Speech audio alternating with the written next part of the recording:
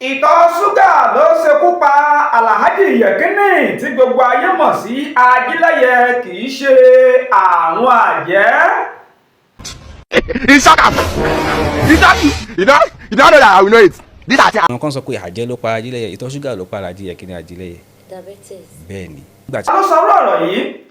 Kí ni ohun tó rí lábẹ́ kó tó gàrọ̀ wá? Ìròyìn ọ̀rọ̀ tó ń lọ ńlá tó mú dé sí etí ìgbọ́ yín láti Gbàyídá FM. Ẹ jẹ́ ká gbá pèrètẹ̀dí ká jẹ mùdùnmúdùn ìròyìn ọ̀hún lẹ́kùnrẹ́rẹ́. Ọ̀kan nínú àwọn ọmọ olóògbé Alhaji Yekini tí gbogbo ènìyàn mọ̀ sí Ajílẹ̀yẹ ń lọ sísọ lójú eégún ọ̀rọ̀ tó ń jà ràìnràìn lẹ́yìn ikú òṣèré orí ìtàgé ọ̀hún pé àwọn àjẹ́ ló ṣekú pa á. Arákùnrin ọ̀hún tẹnu bọ̀rọ̀ níbi ìfọ̀rọ̀wánilẹ́nuwò tó wáyé láàrin òun àti òṣèré orí ìtàgé kan tí gbogbo ènìyàn mọ̀ sí Bíọ́lá. Ẹni ọ̀rọ̀ kan ọ̀hún sọ pé ìtọ̀ ṣúgà ló ṣekú pa Ajílẹ̀yẹ Yekini kì í ṣe àwọn àjẹ́ rárá àti rárá. Ẹ̀rọ ojú ayé bí ọmọ bàbá yìí gangan ní sọ̀rọ̀ yìí o. Gbogbo alásùnmọ̀ pé lẹ́yìn ikú bàbá yìí ìgídá rẹ̀rẹ̀mù ọ̀dà náà.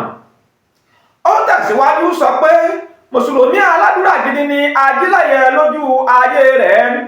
Òfin tiẹ̀ sílẹ̀ gbọ́ ti ẹni ẹlẹ́ni sì ni bàbá òun pẹ̀lú.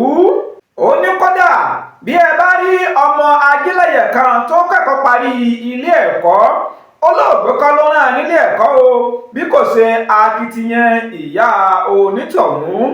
Ó ní ọ̀pọ̀lọpọ̀ ọmọ sẹ́sì ní Ajílẹ̀yẹ Yekini rán parí ilé ẹ̀kọ́ tí wọ́n sì làlùyọ tí wọ́n di ẹni ayé ń wárí fún.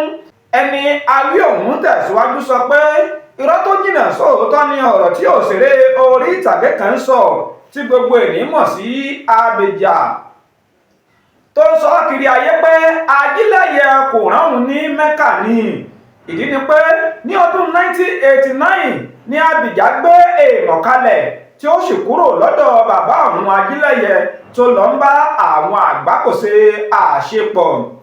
Ẹni wọ́n bi léèrè ọ̀rọ̀ òun wá sọ pé Jabbar ló rán gbogbo ọmọọṣẹ́ olóògbé ní Mẹ́kà lọ́dún 1992 lẹ́yìn tí Abija sì padà wá sí ọ̀dọ̀ Alhaji Yekini lọ́dún 2000 láti wá bẹ̀bẹ̀ fún ìbáṣepọ̀ padà láàrin òun àti bàbá òun.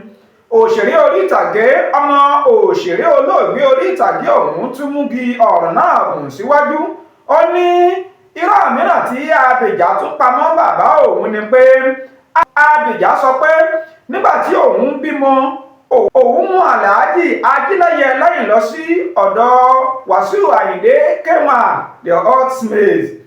Nígbà tí àwọn débẹ̀, Alhaji Wasiu Ayinde ní láti máa béèrè pé ta ni òun mú lẹ́yìn yìí. Ọmọ bàbá náà wá sọ pé irọ́ pátá ni èyí o, èwo ni kí wọ́n máa béèrè lọ́wọ́ alájá pé ta ni ajá. Wá ní Abija sọ pé nígbà tí àwọn kúrò lọ́dọ̀ Alhaji Wasiu Ayinde, owó tí wọ́n fún òun pé kí òun fukó mọ́, Alhaji Ajílẹ̀yẹ olóògbé gba owó náà lọ́wọ́ òun. Àwọn olóògbé wá sọ pé irọ́ tó jìnnà sí òótọ́ pátápátá ni ọ̀rọ̀ yìí o, kò sí òdodo níbẹ̀ bí kò ṣe ọ̀rọ̀ àgbélẹ̀sọ. tó ìròyìn wa kò ní jù báyìí lọ fún ti òní. Alágbẹ̀dẹ ọ̀rọ̀ ló ti ń kàròyìn sétí ìgbọ́ yín látòwúrọ̀. Bí ẹ̀yin bá ń ṣalábàápàdé wa fúngbà àkọ́kọ́, ẹ bá wa like, ẹ share, ẹ follow péèjì yìí. Bákan náà ẹ tún bá wa kọ́mẹ̀ǹtì ta ni a rí gẹ́gẹ́ bí onírọ́ láàrin olóògbé ọmọ olóògbé àti Abija. Olóògbé ti kú, ìyún Alhaji Yekini Ajílẹ̀yẹ. Abija òun sì ń sọ̀rọ̀ báyìí, ọmọ olóògbé tún ní bẹ́ẹ̀ kọ́ lórí. Ẹ dákun gbogbo mọ̀túnmù ẹ bá a dá sí, ta ni ká pẹ̀lú nírọ́.